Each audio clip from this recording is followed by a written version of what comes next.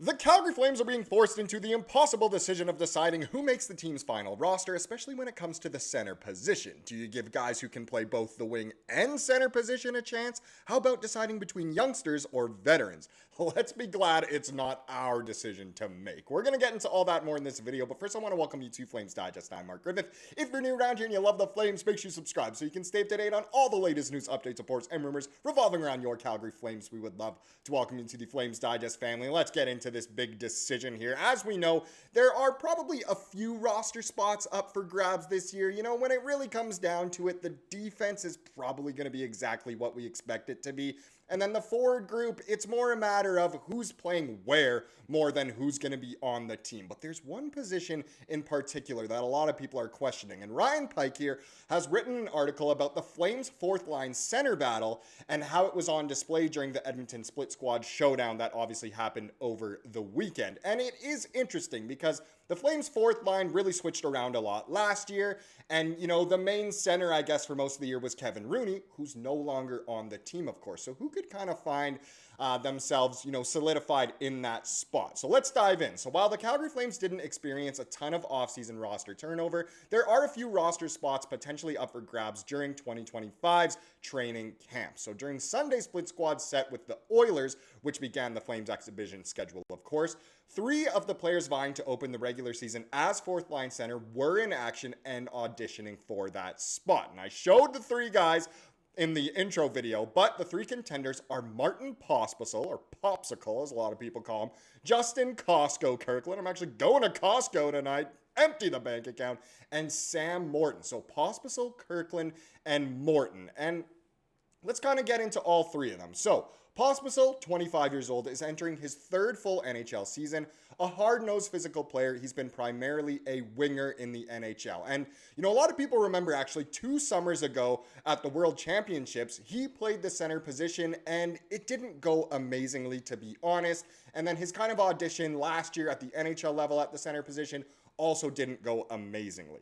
Now let's get into Costco Kirkland. So Kirkland, 29 years old, is returning after suffering a knee injury in November that required surgery. He's been a really effective AHL player since going pro, playing a mix of center and the wing, and he's been in the mix for full-time NHL duty over the past few seasons. He was the Flames Masterton Trophy nominee last season, and obviously he was doing really well, especially in the shootout before that season-ending injury. Now, the last one is quite interesting. So Sam Morton, who's 26 years old, older than Pospisil, is entering his 2nd pro season after playing in the NCAA with Union College and Minnesota State Mankato. He was a pretty effective 200-foot center with the Wranglers last season. Nothing, you know, to be like, holy crap, he's totally amazing. Obviously, he came in game number 82 for the Flames last year, scored a goal. He was hyped. His family was hyped. It was awesome overall. So, interesting candidates overall here. So after morning skate on Sunday, Flames head coach Ryan Huska discussed the proposition of Pospisil playing up the middle and framed up the prospective battle for the 4C slot. And really, at the end of the day, it's going to be Huska making this, you know, big decision, this more tough decision. Do you have to cut someone? Do you have to move them to the AHL? That's most likely the case, but let's see what Husk had to say. He said, "We've got lots of depth up front. Everybody can kind of be moved around and did in different spots. And that includes Justin Kirkland, who is another guy. And Sam Morton is another guy that you would consider fighting for a center ice role on our team. And you just kind of want to see if you can create, whether it's an identity line, whether it's maybe with Posp being a little bit more comfortable this year. Maybe there's a difference in that. I'm not sure yet. Let's continue.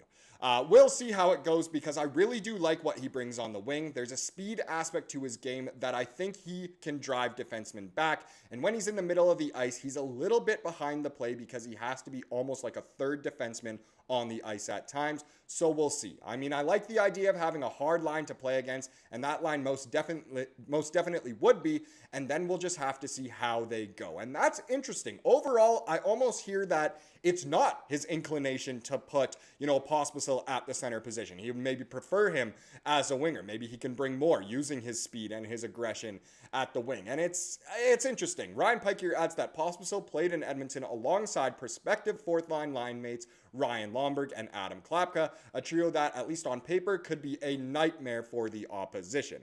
Pospisil played 17 minutes on Sunday and won just 37.5% of his 16 faceoffs. So that's another problem. You know, Craig Conroy has spoken about it a lot. He's preached the face-off and how the Flames don't really have amazing face-off guys. Morgan Frost is the best one. I think he's the only one above 50%. Kadri, not amazing. Backlund, really not amazing. Pospisil, not amazing. So it is interesting. You let me know in the comments what you would do if you were the one who had to make this decision. Who would be the fourth line center?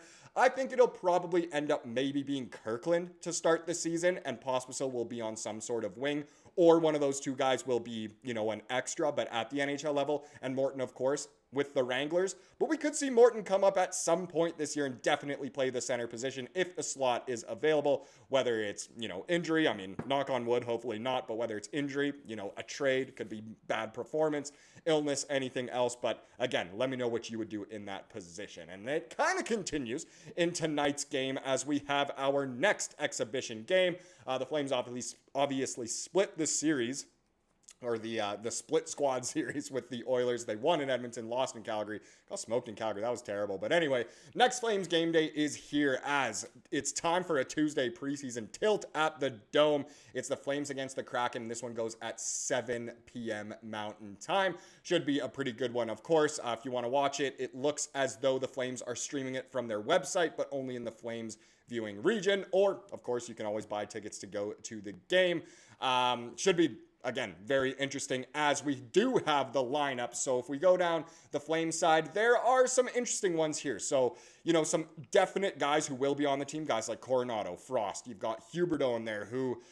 What do you guys feel about his comments the other day? What a clown that was, saying, you know, I just woke up and didn't feel like skating. Even if he was joking, that kind of shows the mindset Huberdeau has. But either way, you know, we've got guys like Kirkland. We've got Klapka in there, guys we were speaking about. Sam Morton, of course, Connor Zary. So an interesting forward group. Obviously, some big names missing, but some younger guys in as well. Loads of defensemen. You got Ball, Brustevich, Grushnikov, finally somewhere in there. Kuznetsov, Mack, Pahal, Perek, Solovyov, Say, and Wolf. And we actually do have the lineup. So the projected lineup against Seattle is as follows. So Huberdeau, Frost, Coronato. Love that line up top. Zary, Kirkland, and Klapka. That's an interesting line. Gridden, everyone's favorite. Cairns and Sharkey. And then Stromgren, Morton, and Hanzik. I really like the look of all those lines. Ball and Perek. Very excited to see how Perek does with a true stay-at-home monster in Kevin Ball. It'll be hopefully a better performance than he had with Bean as his partner. So Perek and Ball, you love to see it. Wolf as your starter in net tonight in the preseason. Very interesting. And the biggest thing, not only is Perek, you know, getting that top pairing with Kevin Ball on his left, but Zane Perek will be quarterbacking the first power play unit tonight against Seattle. He'll be playing with Huberdeau, Coronato, Frost, and Sharkey, so some definite firepower there. It's going to be awesome if and when the Flames do get a man advantage. Brustevich should be quarterbacking the second unit, which is also quite exciting. That one has Zary, Cairns, Klapka, and Gridden on it, so lots of firepower on both of those. I'm really hoping, no matter what happens tonight, who really cares about the result? I just hope the Flames find themselves on the power play quite a few times, because that should be exciting hockey. And again, for a preseason game, you can't ask for much more. Now let's get into the comment of the day to wrap up this video, as we love to do here on the channel. It comes from the most recent video on the channel, of course, and plain and simple from Iggy here. Says, finally, the games have begun, with a million exclamation points, some fire emojis. And again, it's just so amazing that hockey is finally back after this summer felt so long. I mean, if you look outside, it still feels like summer. You kidding me? It's like 25 degrees out and sunny. You gotta love to see it. Hockey weather for sure. But the games have begun, and of course, there's another one tonight. Thank you.